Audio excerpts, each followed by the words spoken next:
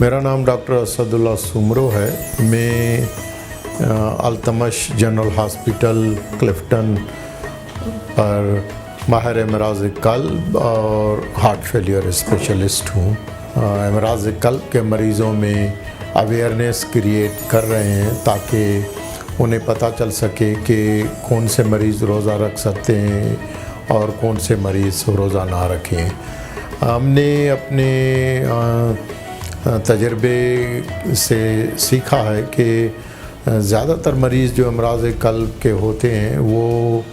अगर रोज़ा रखना चाहें तो वो रोज़ा रख सकते हैं, और लेकिन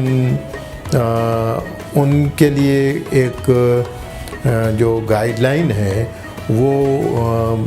अपने डॉक्टर के साथ डिस्कस करके कि कौन सा मरीज़ रोज़ा रखे या कौन सा मरीज़ रोज़ा ना रखे। और इसके अलावा अवामुन्नास में ज़्यादातर रोज़े का कंसेप्ट ये है कि रोज़ा एक रूहानी इबादत है, और इसमें कोई शक नहीं है क्योंकि इस्लाम के जो 5 पिलर्स हैं उन 5 पिलर्स में से एक वो इंतहाई इम्पॉर्टेंट पिलर जो है वो रोज़ा है। तो रोज़ा एक फ़र्ज़ इबादत है। वो अगर कोई सेहतमंद है और तो वो अगर रोज़ा ना रखे तो वो गुनाह में शामिल होता है। तो लिहाजा रोज़ा जो है एक फ़र्ज़ इबादत है। और लेकिन जो रोज़े के तिब्बी फ़वाइद हैं, क्योंकि हम रूहानी फ़वाइद पर तो तवज्जो देते हैं या उसके लिए काफ़ी मालूमात हासिल करते हैं, लेकिन बहुत कम लोग हैं जो रोज़े के तिब्बी फ़वाइद से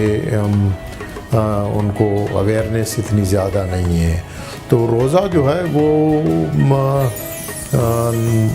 रूहानी, नफ्सियाती, तिब्बी और माली जो है वो उसमें फ़वाइद जो है वो नज़र आना ज़रूरी है। और अगर ये फ़वाइद नज़र ना आए तो इंसान को सोचना चाहिए कि मैंने जो रोज़े रखे हैं ये रोज़े से मुझे कितना फ़ायदा हुआ है। रोज़े जो रमज़ान के रोज़े हैं वो फ़र्ज़ रोज़े हैं, और उसके बाद जो है वो 6 रोज़े शवाल के होते हैं जो नफली रोज़े हैं। और उसके अलावा पूरा साल जो है वो जुमरात और पीर और जुमरात का जो रोज़ा है वो पूरा साल जो है वो नफली रोज़ों में शामिल होता है, लेकिन वो सुन्नत से साबित है। और हमारे नबी सल्लल्लाहु अलैहि वसल्लम आज से 1400 साल पहले ही नफली रोज़े जो है वो रखा करते थे, और 15 शबान के बाद जो है फिर वो रमज़ान की रोज़े की तैयारी की वजह से रोज़े रखना बंद कर देते थे। तो अब एक वेस्टर्न नॉन मुस्लिम वर्ल्ड में इंटरमिटेंट फास्टिंग का कंसेप्ट अभी जो है वो डेवलप हुआ है, और जब से उनको पता चला है कि रोज़े के तिब्बी फ़वाइद उनकी सोच से कई गुना ज़्यादा हैं, और तो लिहाजा वहाँ पर लोगों ने जो है वो इंटरमिटेंट फास्टिंग के नाम से रोज़े रखना शुरू किए हुए हैं, और जिसके मुख्तलिफ़ इक़साम हैं। और लेकिन हमारे जो मुसलमानों के रोज़े हैं जो फ़र्ज़ रोज़े हैं, वो फ़र्ज़ रोज़े जो हैं वो सिर्फ़ ये नहीं है कि खाने पीने से सिर्फ़ मना है। तो खाने पीने का सिर्फ़ रोज़ा नहीं है। हमारा जो रोज़ा है वो आँख का भी रोज़ा है, कानों का भी रोज़ा है, ज़बान का भी रोज़ा है, और इस रोज़े में गीबत है, गुनाहों से जो है वो दूरी है, एक दूसरे को नुकसान पहुंचाने से जो है वो मना किया गया है। इसके अलावा जो लोग रमज़ान के महीने में ज़ख़ीरा अंदोज़ी करके और महंगाई का बाज़ार गर्म करते हैं, उससे भी जो है वो सख्ती से मना किया गया है। और इसके अलावा जो है वो शहवत यानी जमा जो है उससे भी मना किया गया है। और تو لہٰذا جو مسلمانوں کا روزہ ہے اس کے جو فوائد ہیں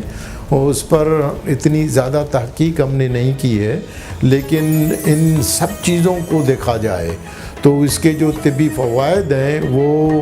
ان طبی فوائد سے کئی گنا زیادہ ہیں۔ یہ جو طبی فوائد ہیں یہ زیادہ تر انٹرمیٹنٹ فاسٹنگ کے اوپر جو ہے وہ جو ویسٹ میں جو کیلوریز کو کٹ ڈاؤن کرنے سے، کیونکہ یہ جو روزے ان کا جو کنسیپٹ ہے وہ یہ ہے کہ وزن کم کرنے کے لیے کیلوریز کو ریسٹرکٹ کر کے اور وزن کم کرنے کے لیے روزے جو ہے وہ رکھنے کا کے طبی فوائد پر زیادہ تر کام ہوا ہے۔ لیکن آئی شور کہ ہمارے جو روزے ہیں اور یہ جو مسلسل ایک مہینہ پورا سال جو ہم کھانے پینے میں بد پرہیزی کرتے ہیں، تو یہ جو پورا مہینہ ہے رمضان کا مہینہ جو ہے وہ اس کے جو فوائد ہیں وہ ہماری سوچ سے کئی گنا زیادہ ہو سکتے ہیں۔ تو لہٰذا لیکن ایک چیز کا خیال رکھنا جو ہے وہ ضروری ہے کہ کیونکہ اس سے پہلے بھی میں نے ذکر کیا ہے کہ روزے کی جو عربک معنی ہیں وہ ہے رک جانا، یعنی گلا غیبت سے رکنا، کھانے پینے سے، یعنی جتنے بھی یہ حلال امور ہیں ان سے رکنا، اور پلس جو ہے وہ شہوت اور جماع سے جو ہے وہ رکنے کا نام جو ہے وہ روزہ ہے۔ اب ہمیں دیکھنا ہے کہ کیا ہم رک رہے ہیں کہ نہیں، کیونکہ یہ جو بینیفٹس ہیں رمضان کے جو طبی بینیفٹس ہیں یہ تب ہی ہم حاصل کر سکتے ہیں جب ہم جس طرح سے ہماری سنت کے لحاظ سے روزہ رکھنا، یعنی سحری کرنا، سحری کے وقت میں سحری کرنا، یہ نہیں کہ عشاء کے ٹائم پر کھانا کھا کے اور آپ سو جائیں، کیونکہ جتنا دورانیہ زیادہ ہوگا روزہ رکھنے اور روزہ کھولنے میں تو روزے کا فائدہ اتنا زیادہ جو ہے نہیں ہوگا، بلکہ اس کا نقصان بھی ہو سکتا ہے۔ لہٰذا سحری جو ہے وہ سحری کے ٹائم پر اٹھ کے سحری کرنی چاہیے، اور سحری میں بھی یہی ہے کہ ہیلدی اگر آپ کھانے کھا رہے ہیں، اور خاص کر کے جو امراض قلب کے مریض ہیں ان کو ڈاکٹر سے یا نیوٹریشنسٹ سے مشورہ کر کے ایسی غذاؤں کا انتخاب کرنا چاہیے جس سے آپ کو روزہ بھی رکھ سکیں، اس کا کوئی نقصان بھی نہ ہو، اور اس کے طبی فوائد بھی جو ہیں وہ آپ حاصل کر سکیں۔ اور پھر افطار خاص کر کے جب ہم روزہ کھولتے ہیں اور اس وقت جو ہمارے افطاریوں کے جو سینس ہوتے ہیں، اور جس طرح سے افطار یہ پورا مہینہ جو ہے وہ عزیز رشتہ دار دوست احباب جو ہے وہ افطار پارٹیاں اتنی لیوش طریقے سے افطاریاں کرتے ہیں، اور جس طرح سے پھر ہم روزہ کھولتے ہیں، کیونکہ روزے سے یہ ہوتا ہے کہ ہمارے جو باڈی کے آرگنس ہیں وہ آرام کرتے ہیں، ان کو آرام کرنے کا موقع ملتا ہے، لیکن اس کے بعد پھر جب روزہ ہم کھولتے ہیں تو ان کو آرام سے جو ہے وہ جتنا زیادہ کھانا مقدار میں اور جتنا جلدی سے ہم کھانا اور مشروبات استعمال کرتے ہیں تو پھر روزے کا جو فائدہ ہے وہ ہم روزے کو اس کو پھر ہیلدی فاسٹنگ جو ہے ہم نہیں کہیں گے۔ تو لہٰذا جو روزہ رکھنا چاہتے ہیں اور روزوں سے مستفید طبی لحاظ سے مستفید ہونا چاہتے ہیں وہ نہ صرف رمضان کے روزے رکھیں بلکہ پورا سال جو ہے وہ منڈے اور جمعرات، پیر اور جمعرات کو جو ہے وہ روزے رکھ کے اور طبی فوائد جو ہے وہ حاصل کر سکتے ہیں۔ تو آئیے اب بڑھتے ہیں کہ کون سے طبی فوائد ہیں، اور لیکن پھر دوبارہ میں یہ چیز دہرا رہا ہوں کہ ہیلدی فاسٹنگ جو ہے وہ، تو اگر آپ کی غذا جو ہے وہ کیلوری ریسٹرکٹیڈ ہے اور آپ کام کاج بھی کر رہے ہیں، ایسا نہیں ہے کہ آپ کھا پی کے اور پھر سارا دن جو ہے وہ آرام کر رہے ہیں، تو اس کا مقصد یہ ہے کہ آپ کیلوریز کو برن نہیں کر رہے ہیں۔ تو کیلوریز کو برن بھی کرنا ہے اور کیلوریز کو ریسٹرکٹ بھی کرنا ہے، اور تو جب یہ چیزیں ہم کریں گے تو پھر ہماری باڈی میں کچھ ایسی چینجز آتی ہیں، کچھ ایسی ہارمونل اور انزائمز کی میں چینجز آتی ہیں، تو جس کی وجہ سے ہم وزن کو کم کرنے میں کامیاب ہو سکتے ہیں۔ لہذا رمضان کا مہینہ شروع ہونے سے پہلے آپ اپنا وزن نوٹ کریں، اور اس کے بعد جو ہے وہ آپ صحیح طرح سے سحری اور افطاری کر کے اور کیلریز کو اور جو میٹھے مشروبات اور فرائی فوڈس اور ان سے پرہیز کر کے اس کے بعد پھر آپ اپنے وزن کو چیک کریں، اور اگر آپ کا وزن کم ہو رہا ہے تو اس کا مقصد آپ نے صحیح طرح سے روزہ رکھا ہے۔ اگر وزن آپ کا بڑھ رہا ہے تو اس کا مقصد آپ نے وزن صحیح طرح سے روزہ جو ہے وہ نہیں رکھا ہے۔ تو اس کے علاوہ جو ہے وہ اگر کھانا آپ سے پرہیز کر رہے ہیں اور تو پھر آپ کی جو انسولین کا ریزسٹنس ہے وہ کم ہوتا ہے، انسولین لیول کم ہوتی ہے۔ اگر وہ کم ہوتی ہے تو پھر آپ کا جو شوگر ہے، جو ڈائبٹیز کے مریض ہیں، ذیابیطس کے مریض ہیں، تو پھر ان کی شوگر لیول جو ہے وہ کم ہوتی ہے۔ تو لہذا روزہ رکھنے سے آپ کی شوگر کنٹرول ہونی چاہیے۔ اگر آپ کی شوگر کنٹرول نہیں ہو رہی ہے، اس کا مقصد کہ آپ کھانے میں بد پرہیزی کر رہے ہیں، میٹھے مشروبات اور میٹھے چٹپٹے کھانوں اور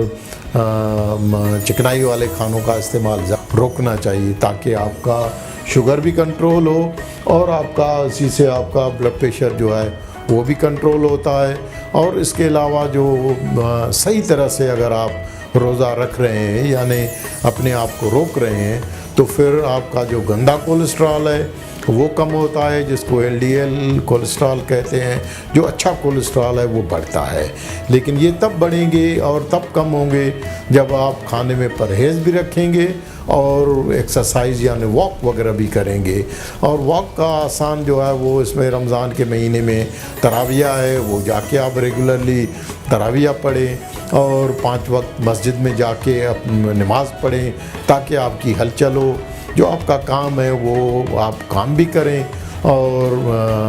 غذا میں جو ہے وہ بد پرہیزی بھی نہ کریں۔ اگر یہ ساری چیزیں آپ کرتے ہیں تو آپ کا بلڈ پریشر بھی کم ہوگا۔ لیکن بلڈ پریشر کے معاملے میں ایک چیز ہے کہ کیونکہ جو امراض قلب کے مریض ہوتے ہیں، ہارٹ فیلئر کے مریض ہوتے ہیں، تو ان کا دل کا گوشت جو ہے وہ کمزور ہوتا ہے بیماری کی وجہ سے، اور وہ دوائیں بھی کھاتے ہیں، اور جتنی بھی یہ دوائیں ہیں امراض قلب کی دوائیں وہ بھی تھوڑا بلڈ پریشر کو کم کرتی ہیں۔ اور اس کے ساتھ اگر کیونکہ رمضان میں پھر اگر ڈی ہائیڈریشن یعنی پانی آپ کا مقدار جو ہے وہ آپ صحیح طرح سے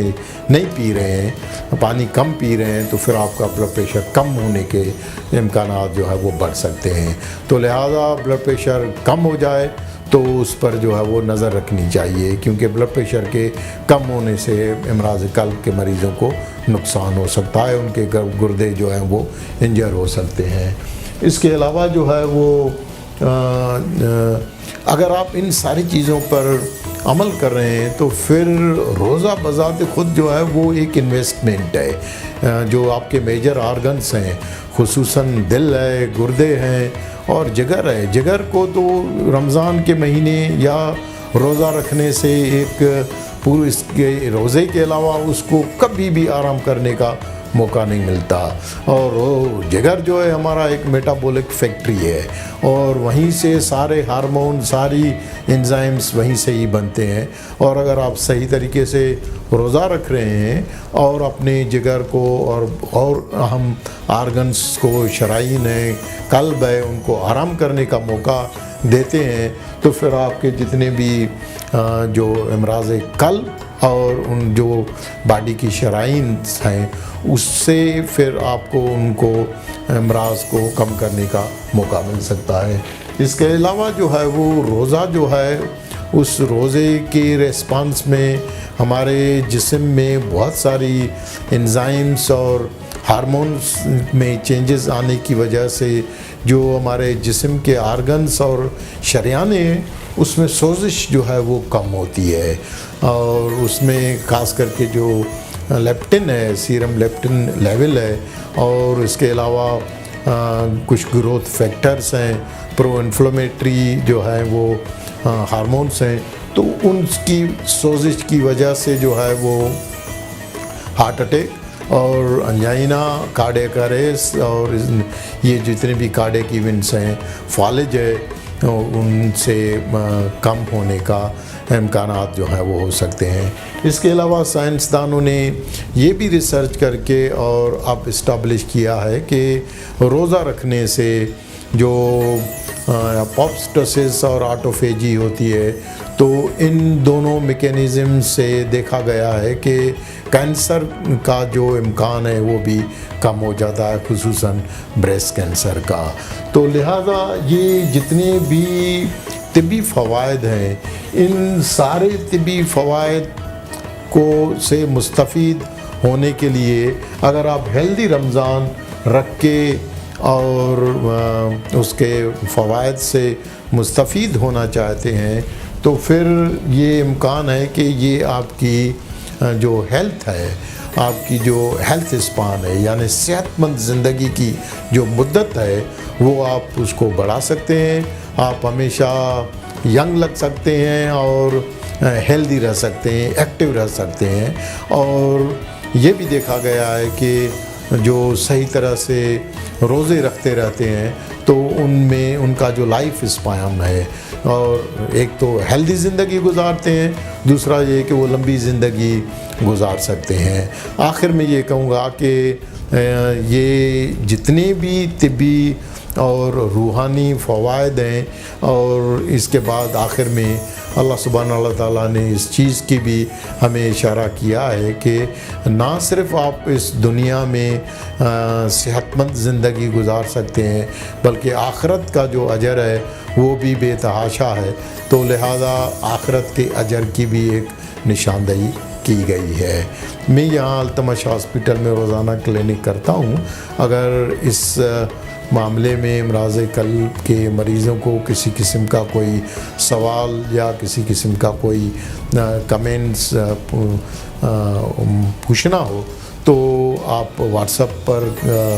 رابطہ کر سکتے ہیں، یا کلینک میں آ کے کسی دن بھی دکھا سکتے ہیں۔